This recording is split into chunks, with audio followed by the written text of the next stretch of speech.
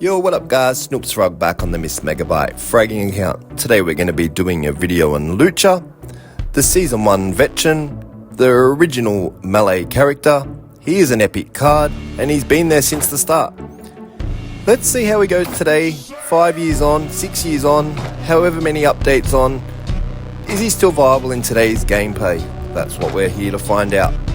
Now, being a heavy character, he does have a HP of over 2000, 2085, a DPS of 192 to 237 per second.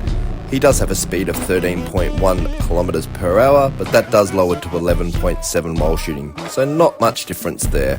He has a respawn of 22-second delay, as do all epic cards, and he does have unlimited ammo, as you would suspect, being a melee character. It does have a generous fire rate of 530 with a range of 4 meters. The base damage per hit is 27. We're talking his ability, the Pounce. Oh, it's really a fart, but it's a Pounce. It has a cooldown of 8 seconds, a jump intensity of 10. Now if you don't know what jump intensity is, it's just sort of the reversal of the push. So a character that does have a push ability that pushes a character, you're just doing the reverse of that and you've got a jump that's a push. It does have a radius of 4 meters, the Pounce. So the fart cloud does have a radius of 4 meters. While you're in the fart or while you're in the Pounce, whatever you want to call it, it slows enemies by 48%, which is quite significant because that is about half their speed. It does 93 damage over time while you're in the Pounce. And as you can see here, I purely use it for mobility to get to the character so I can use the melee onto them. I find you can use the Pounce in several situations.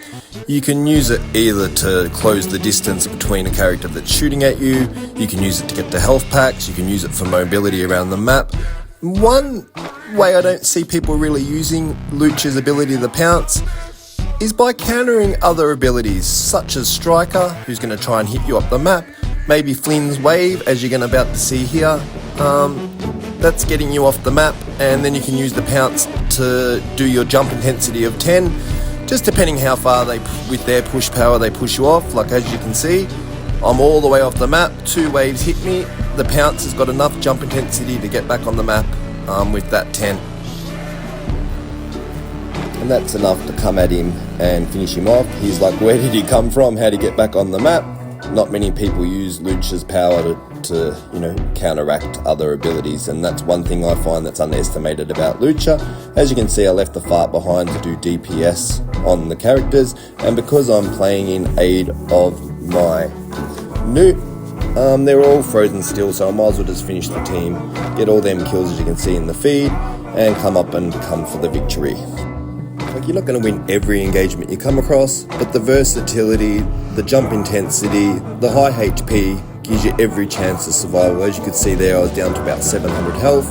I used my jump intensity, my Pounce, straight to the center health pack, and then I was ready to go again. Now that gives me the chance to come onto his bunker at full health, with the shield now respawning, and it puts me in the hot position to go up towards the center tower and come in from the win. Unfortunately here I do get poisoned, and I won't be able to finish the game here without respawning. So running around the map with 2,500 health, I find is just insane, especially when you're facing lower level characters like I am here. Level 9 characters, doesn't matter sort of what ability they've got, there's not much they can do because you do again have that mobility to be able to bounce to health packs. So there's not much lower level characters can do. Even though there is new characters around that can counteract and are a lot stronger. We're talking Season 1 character here who's still viable. Now we're coming up against some legendary cards, and even though they are lower level, there is several of them and there's not much he can actually do. Now he's just cracked my shield. It's an easy win, I'm still nearly at full health. Now he's up there in the sky trying to blast me with his power. I use the mobility to jump forward straight on the tower. I know he's hitting me from behind, but I have that luxury of the extra HP to just sort of put up with the attacks pretty much. As you can see, I also get the ticks with my Pounce, so I actually know where I've done my Pounce and where the actual enemy is chasing me at the same time, so it's good for actual map awareness also. As you can see here, just sit there with the fart and finish off the game. Obviously for today's video I am maining Lucha, but you can also use him as AI and just leave him in your team. And it is a lot of HP for a team to have to deal with. And you can just be in control playing a character like Lolly or one of the newer characters and just use the heavies to send forward. I usually send my Lucha and my new up forward because they're both high in health, and use my control character. But for today's video I am maining him, and you can see that I am taking out whole teams like I am here, the whole pushing team, even though they're lower levels, they're just melting. That gives me the ability to push towards the other end. And on this map in particular, it's beautiful for pushing around because there's a health pack right before you go to the center. He's going to try and chase me up. I'll leave a fart in his wake, and as you can see, like I said before, map awareness, the ticks are ticking off. I can see the different numbers, so I know what's actually ticking and what's causing the damage and what's causing the numbers. So the farts are going to tick in at 15. I know that my normal hits are 27, and it gives you just that overall map awareness. You see them smaller ticks of them 3s, 2s and 4s, that's because I'm actually using the Augment Incendiary, which is legendary, and I just find with the fart ticks, the chainsaw ticks and the incendiary rounds, all them ticks add up. So even if I do happen to die, I'm leaving a lot of players with lower HP. Now I'm going to show you my style, the peekaboo style. It's where you sort of fart, which leaves invisibility so that the opponent can't see. As you can see, I went on the right angle of the striker there, so he was unable to hit me out of the map. Now I'll go around in circles, block their visibility, leave the pounce, see the ticks. I know where they are. As you see, striker just missed me again. Now he doesn't know where I really am. I'm at the back. I'm down to 800 health here. I'll go on to the next bunker, do another pounce, stop them from seeing me while I'm really going up to the health pack.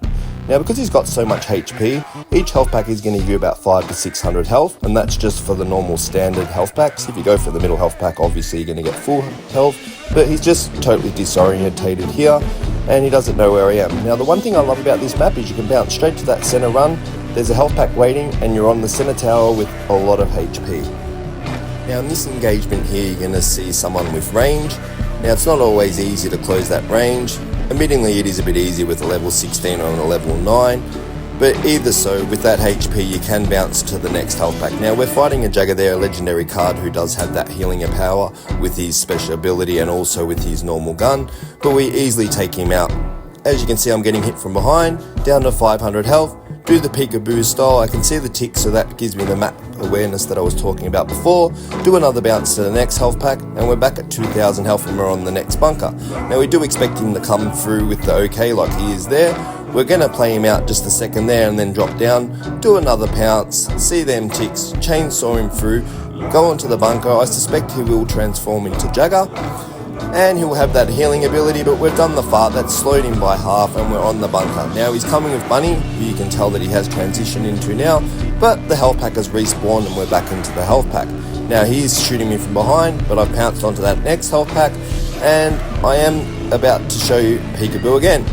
Peekaboo, he doesn't know where I am, he can't see me. Sometimes you can't even see where you are yourself.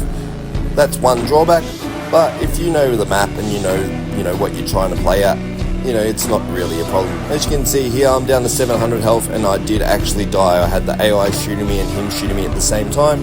Now we're in overtime, and it's going to actually be quite an easy victory, as you can see.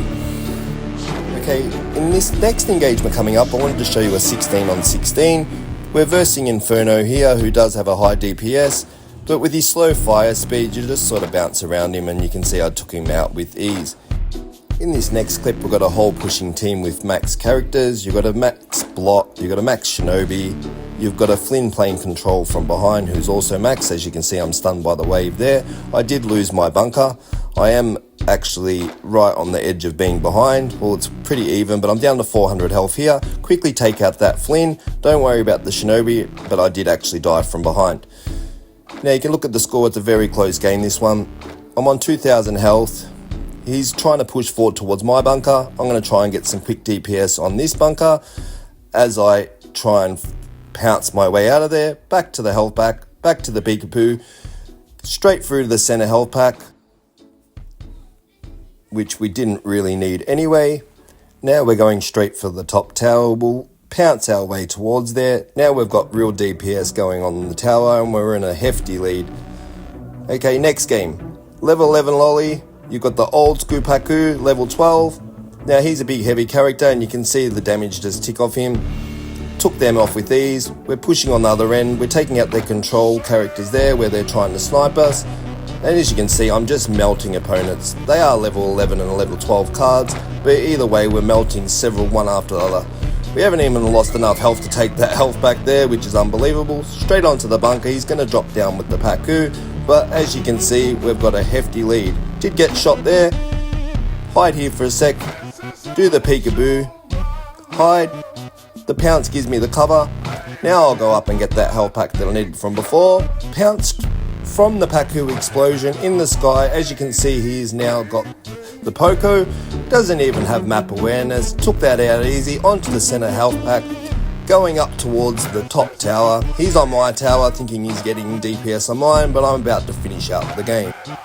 So in summary guys, even though he is a Season 1 card, he is an epic card and there is a lot more powerful characters, he's a very versatile heavy card. He's got so much health, and with his Tough Biscuit, which reduces damage by 10%, with the fact that he does have the shield, the thick skin, the fact that the Pounce does give you that mobility that you can bounce from health pack to health pack, I just think he's a good overall character. Now I wouldn't main the character, but he's definitely well worth considering having in any solid team. Anyway guys, I hope you've liked today's video, and I'll catch you on the next one. You've been watching Snoop's Frog on the Miss Megabyte Frag account.